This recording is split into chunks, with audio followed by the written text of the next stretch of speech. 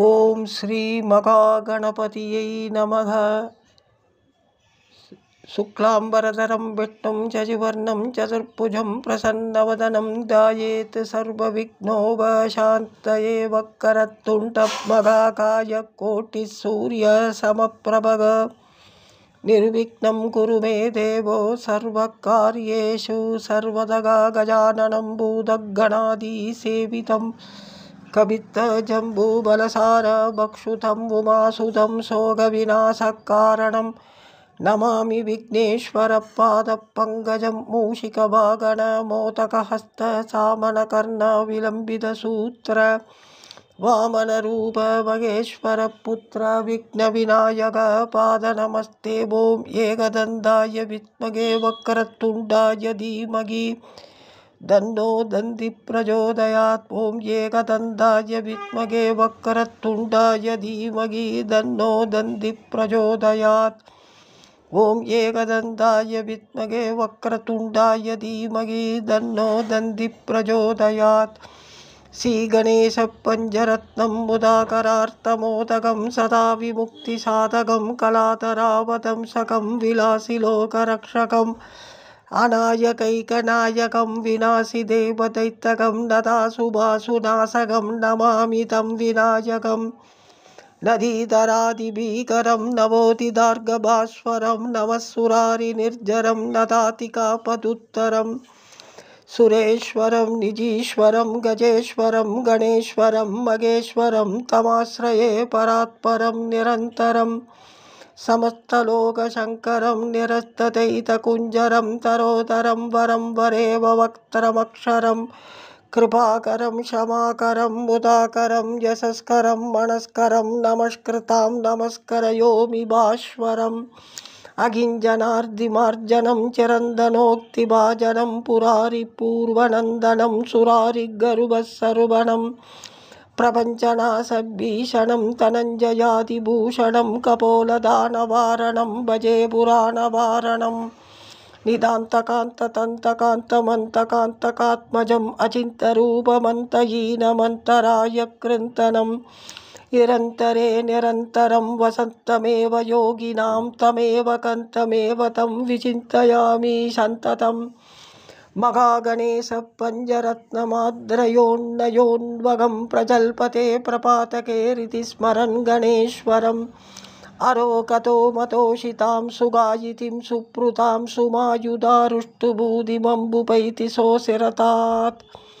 श्रीगणनायकाष्टकं एकदन्तं महाकायं तप्तकाञ्चनसन्निभं लम्बोदरं विशालाक्षं वन्देऽहं गणनायकम्।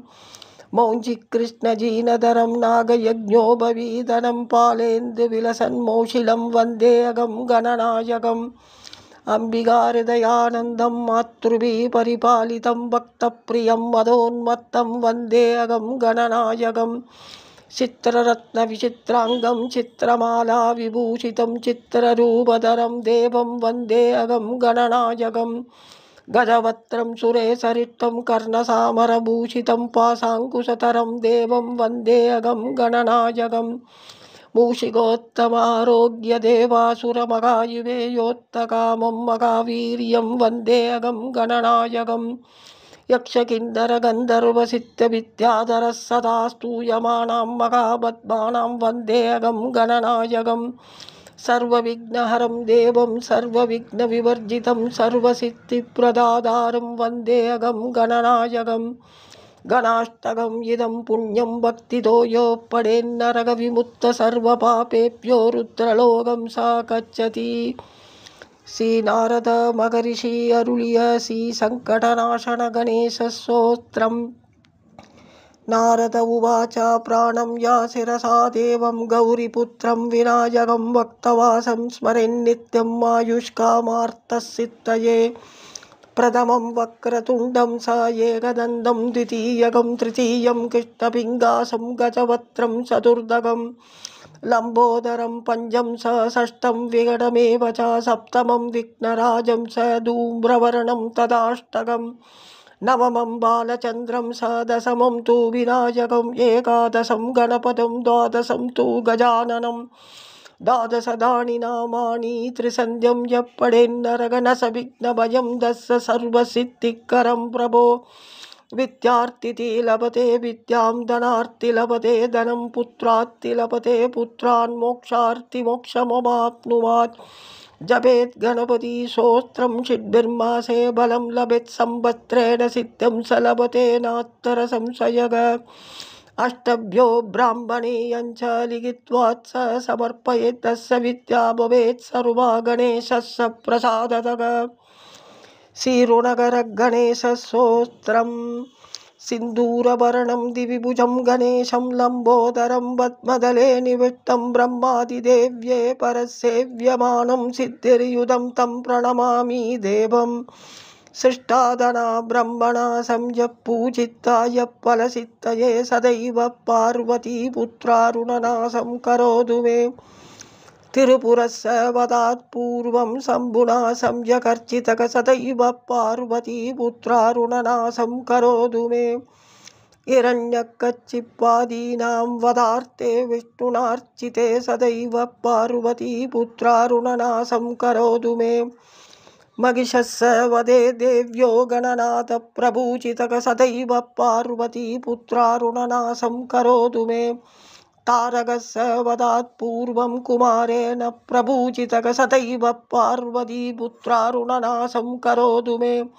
भास्करेण गणेशायी पूजितस्यैव सिद्धये सदैव पार्वती पुत्रारुणनाशं करोतु मे शशिनाकान्तिवृत्तर्थं पूजतो गणनायकः सदैव पार्वती पुत्रारुणनाशं करोतु मे बालनायस्य तपसां विश्वामित्रेण पूजितः सदैव पार्वती पुत्रारुणनाशं करोतु मे इदं ऋणकरस्तोत्रं तीव्रदारिद्र्यनाशनम् एकवारं पठेन्नित्यं वर्षमेघं समाहितः दारिद्र्यदारुणं त्यक्त्वा कुबेरः समतां व्रजयेत् पठितोऽयं महामन्त्रसार्थपञ्चाक्षरः इदं मन्त्रं पठेन्नित्यं तदङ्गः शशिभावनः एकविंशति शङ्काभिपूर्णचरणमिर्दं सहस्रावर्तनात् संयक्षन्मासप्रियतां व्रजयेत् बृहस्पति समाजेन धने धन अधिभिर्भवेत् अस्यैव आयुधः शङ्काभिपूर्णचरणमिर्दं